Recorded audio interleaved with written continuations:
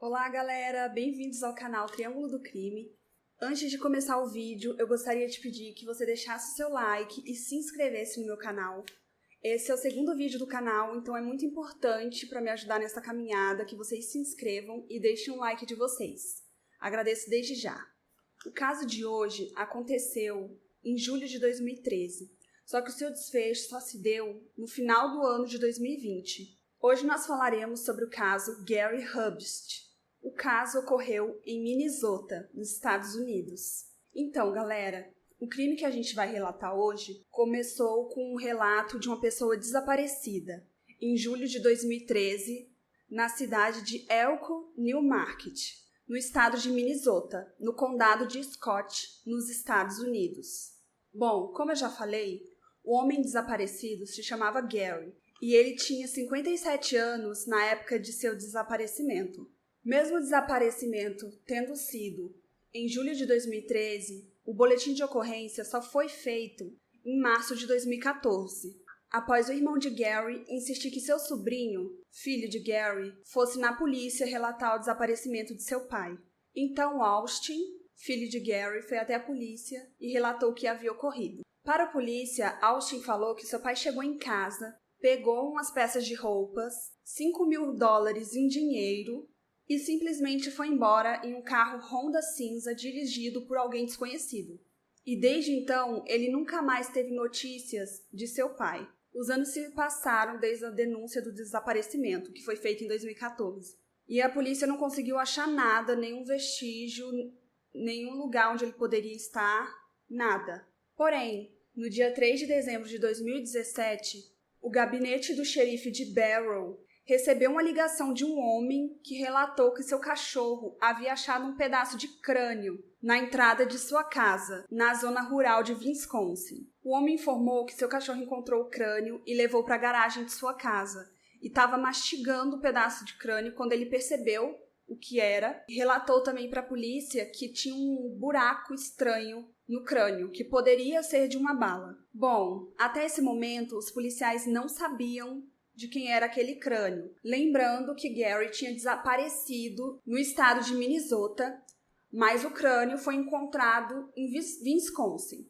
Então os policiais foram até a zona relatada pelo homem que ligou para falar do crânio e acharam perto da entrada de um bosque, era bem na borda do bosque, eles encontraram uma cova que não estava muito funda e encontraram restos mortais, algumas peças de roupas e uma arcada dentária. Bom, mais para o final do mês de dezembro, o gabinete do médico legal do Centro-Oeste confirmou que aquele buraco no topo do crânio era feito por uma bala e que o tiro foi dado de curta distância, e o médico legista confirmou que essa foi a causa da morte.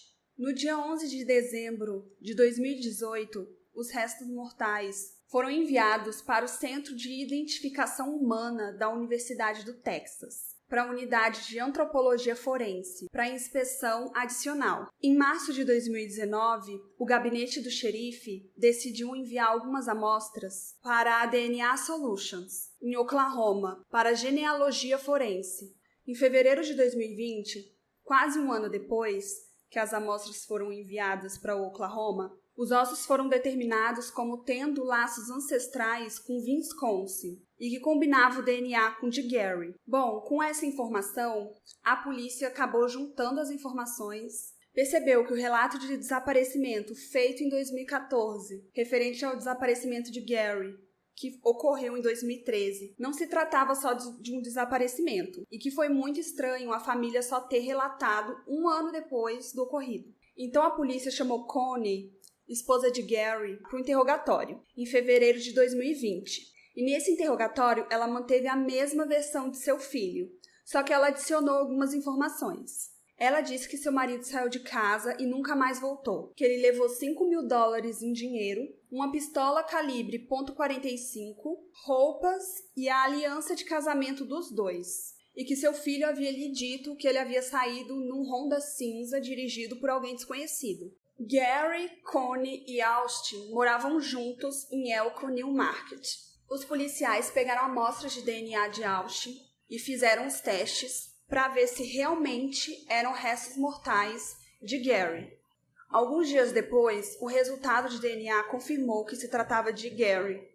Bom, Austin e Connie, mãe e filho, já tinham se mudado da antiga cidade que eles moravam. Então a polícia foram até o local de sua antiga residência, onde eles moravam com Gary, e foram conversar com os ex-vizinhos. Os vizinhos descreveram Gary como sendo um homem de temperamento muito difícil. Ele xingava os vizinhos por qualquer coisa boba que acontecia, chamava a polícia também por qualquer coisinha. Então ele não era muito bem visto, ele não era uma pessoa muito fácil de lidar e nem uma pessoa muito querida, por ser muito grosso e xingar muito, os seus vizinhos.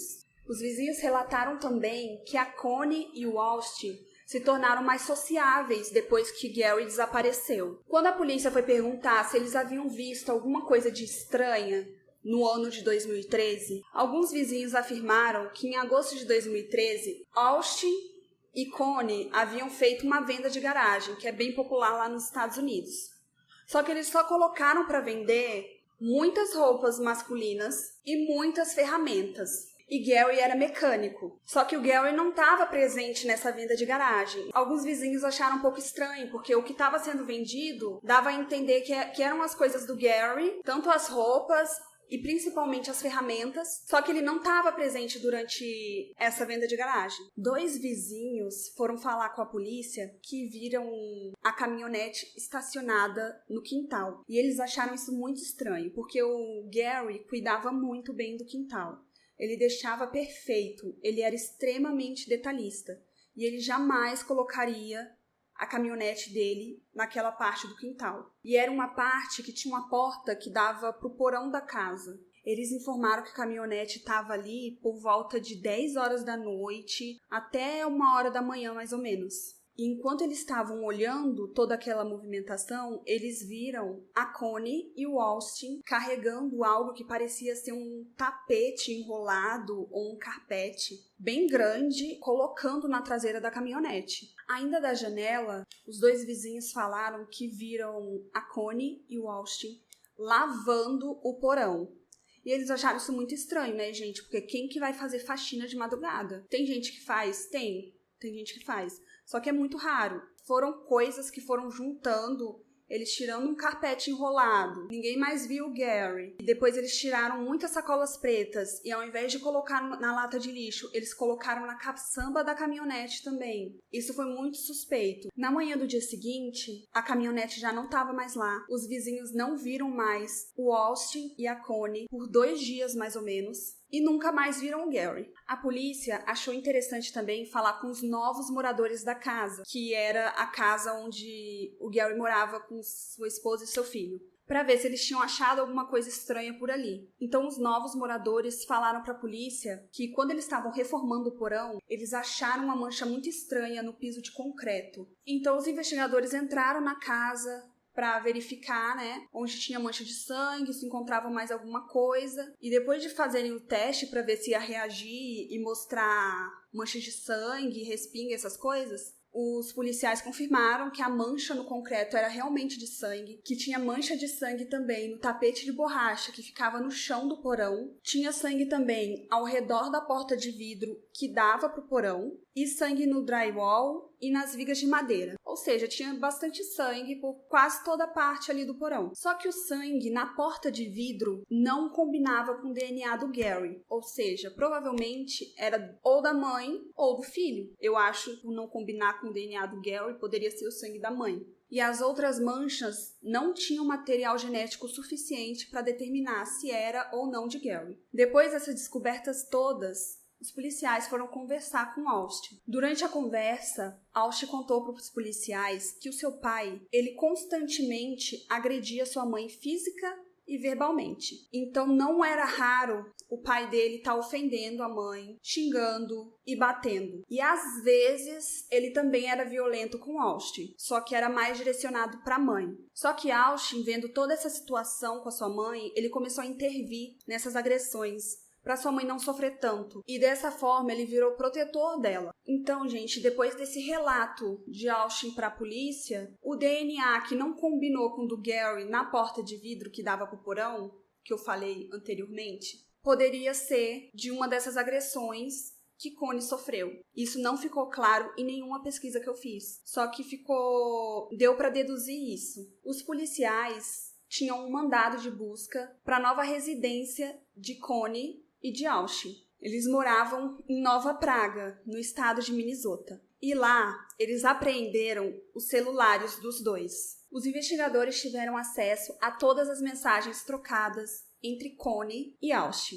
E nessas mensagens, a Connie avisava para Austin, no dia 24 de junho, que um canal de televisão estava falando sobre restos mortais que estavam sendo investigados. E ela pediu que seu filho ligasse para ela imediatamente. No dia 18 de julho, a Connie mandou outra mensagem para Austin. Na mensagem, ela dizia que não queria estragar as férias dele, só que a polícia estava investigando e os jornais já estavam noticiando o caso de homicídio, e ela queria que Austin soubesse. Os policiais confirmaram que Austin estava de férias com seus amigos, em Wisconsin, e um dos amigos de Austin confirmou que sua mãe ligou para ele durante as férias. Essa investigação toda levou a um mandado de prisão, tanto para Austin quanto para Connie, no dia 18 de novembro de 2020. A Connie foi originalmente acusada de homicídio em segundo grau, ainda em 2020. Só que ela fez um acordo e a acusação foi retirada e ela foi acusada apenas de ser cúmplice de seu filho. Então Connie foi condenada a 2 anos e 3 meses de prisão por ter sido cúmplice de seu filho. Já Austin foi condenado em junho de 2021 por homicídio em segundo grau de seu pai e está cumprindo uma sentença de 12 anos e meio. Bom, Austin diz ter feito a coisa certa, porque segundo ele, se ele não fizesse aquilo, a sua mãe acaba morrendo. E justamente naquela noite, sua mãe poderia ter morrido por causa das agressões de seu pai. Agora eu vou falar as palavras exatas de Austin. As palavras dele foram: se eu tivesse ficado de fora, minha mãe estaria morta. Eu sei o que fiz e por que fiz. E até hoje estou confiante de que minha decisão foi justificada. Bom, gente, nesse caso, tiveram muitas pessoas falando qual era o temperamento de Gary. E com base em tudo que as pessoas falaram, e no que a Connie falou, no que o Austin também falou, e as próprias testemunhas que estavam lá, que eram os vizinhos que sabiam o jeito dele, tanto a Connie quanto o Austin não pegaram uma pena máxima. Austin tem certeza de ter feito a coisa certa, porque ele pegou pra ele o fato de ser o protetor da mãe dele. Se ele fez a coisa certa ou não, coube à justiça julgar isso, e julgou, tanto é que ele está cumprindo a pena dele. Connie pegou uma pena mais leve, e pelo que os próprios vizinhos falaram, a vida dos dois aparentemente tinha melhorado muito com o sumiço de Gary. Então, eu não tenho muita opinião para dar sobre esse caso, porque eu acho muito complicado quando um dos lados, teoricamente, é um agressor e não houve nenhuma denúncia de agressão para a polícia, nem coisa desse tipo, e o outro lado cometeu o homicídio para parar as agressões e não foi na polícia relatar a legítima defesa, nem coisa do tipo. Então eu acho muito complicado dar opinião nesses casos, porque a gente não estava lá, ninguém estava lá, só eles estavam lá, eles sabem o que aconteceram. E a justiça já julgou. Então, esse foi o caso de hoje. Peço que vocês deixem o like de vocês, por gentileza. Gostaria muito que vocês se inscrevessem no canal. E deixem no comentário o que vocês acharam. Eu vou ficar muito feliz se vocês comentarem. Então, vejo vocês no próximo vídeo. Até lá!